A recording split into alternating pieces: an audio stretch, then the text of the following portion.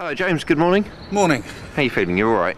Yes, a bit too early, a bit too cold, but basically all right, thanks. That's good to hear. So I'm up here this morning. I mean, obviously would like to tell people a little bit about yourself first. There's not that much to say really. I'm 65 years old, decided I'd like to do something useful with my life towards the sort of end of it, as it were, retirement looming, that sort of thing. Used to be a youth leader many years ago, felt a bit guilty about not giving anything back, and decided to sail the Atlantic and give the boat away when I got to the other side. That's about it really. So boats sort of run in the family then, do they? Yeah, we've lived on boats, certainly 51 years we've lived down here on the river. Basically I've been away working on ships and boats and all the rest of it, done quite a bit of sailing, not so much nowadays. Got a steel tug that we did a bit of work with the Queen's Diamond Jubilee and a few other bits and pieces, and just decided really to do something basically a little bit adventurous as I get a bit older. So the sailing is a little bit in the blood, I suppose, and so tell me a bit more about what you're planning on doing this year. Well, the idea is we're in the midst of trying to find a boat. We found 4 boats, all of which have failed their survey for one reason or another. There's a boat being surveyed again down in the Isle of Wight tomorrow. There was some question about the keel. Looks like it isn't serious, and if it is, we can do something about it. So hopefully we'll be going ahead and buying, or I'll be going ahead and buying Annie of Orford tomorrow. And what do you intend to do with Annie of Orford? The idea is at the moment the Sea Scouts in Grenada, who are going to be given the boat when I get across there in December, January, next Christmas, are choosing a new name. One I hope that will reflect the thoughts of the Sea Scouts, if you like, the ethos of the Sea Scouts, and reflect what they hope to do with it, which is to learn how to sail properly, with a view to maybe working in the marine industry, maybe giving these guys a bit of a leg up to find out about radar, engines, sat-nav, sailing generally. So that they stand a chance of getting a decent job in the marine industry down in the West Indies. Well, it's very interesting. How are you going to get the boat there? Are you doing it single-handedly, or are you taking a crew? No, the idea is if you leave the UK in the summer, you get down to the West Indies in the hurricane season. If you leave in what would be their summer, with the trade winds, you can have a reasonably quick and safe passage across, but you have to leave England in October, November.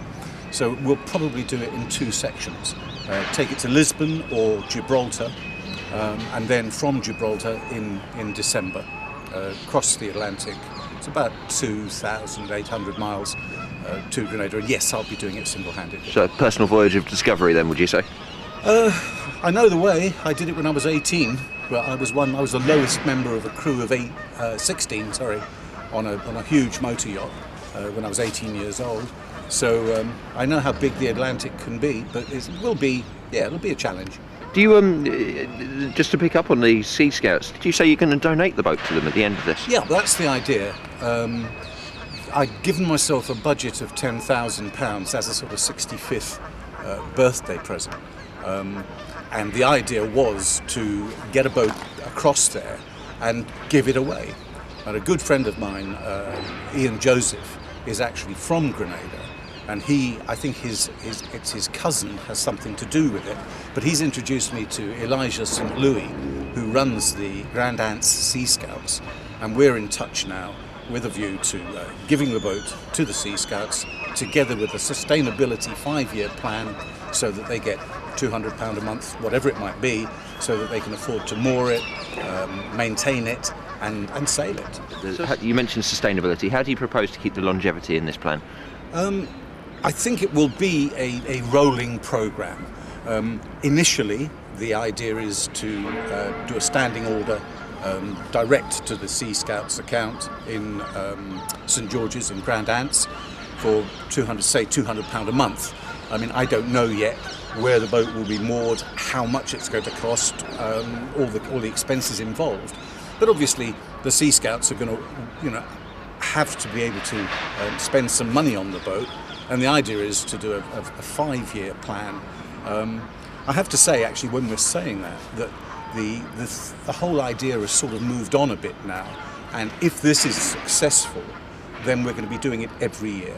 Not necessarily to the West Indies, not even necessarily abroad, but we will find Sea Scouts, maybe even Sea Cadets, depending how it works out, who can use a decent boat, because Britain, certainly I've found the last 3 months, is full of 30, 35-year-old boats which still have a reasonable amount of life in them, which can be upgraded and then quite safely given to younger Sea Scouts, Sea Cadets to use to learn about the sea.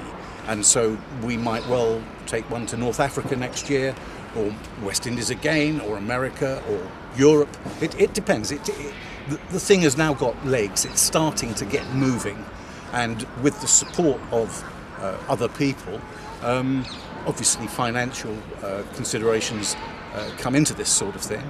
But we're looking, the budget for Annie of Orford at the moment is £15,000. I've already spent about 3. I've already been promised about 4. So at the moment, we're sort of equalising the in and out money effect. But we'll wait and see. The idea is to try and raise some more money so we can make this a more interesting proposition over the next 10 years or so. What help do you need? Basically, we're looking for some finance. The original budget is about £15,000. If we go ahead, and I hope we do, with further boats in the future, we will be looking for some more money, obviously. There will be a comprehensive reward package, if you like, so that people who donate, say £10, will get a photograph of the boat arriving in Grenada. People who give £20 or £50 will become part of a newsletter, will get a photograph, will get a thank you letter. While the boat is still in the Isle of Wight, if anyone gives £100 or £200 or £300, whatever they care to give, they can come down, meet me, have a sail on the boat, and get a real feel for what they're helping make happen. Well, thanks, James. I mean, that's quite a fantastic project you're getting into. Is there anything else you just want to add? Anything you feel? Not really. My family think I'm insane. Do you tend to agree with them? I'll let you know in January next year when I'm there. But yeah, it'll be a quite a project. It's a long way to go in a small boat. Something between 5 and 6 weeks at sea. I've done some sailing before, but not of that distance and not all single-handed. So yeah, it'll be a learning curve. What is this project to you? What does it mean? Giving something back, basically. As I say, I was a youth leader here in Hounslow for 2 years, and then ended up in business doing other things for the last 40-odd years. And nowadays, I just thought I would like a challenge, and B, I would like to give something back. And this trip is going to do both of those things, I hope. So a little bit of a repressed childhood challenge in there for you, is there? I don't think so. An old man's challenge, maybe. but I think that's it. James, thank you very much. I think we've covered that. Thank you.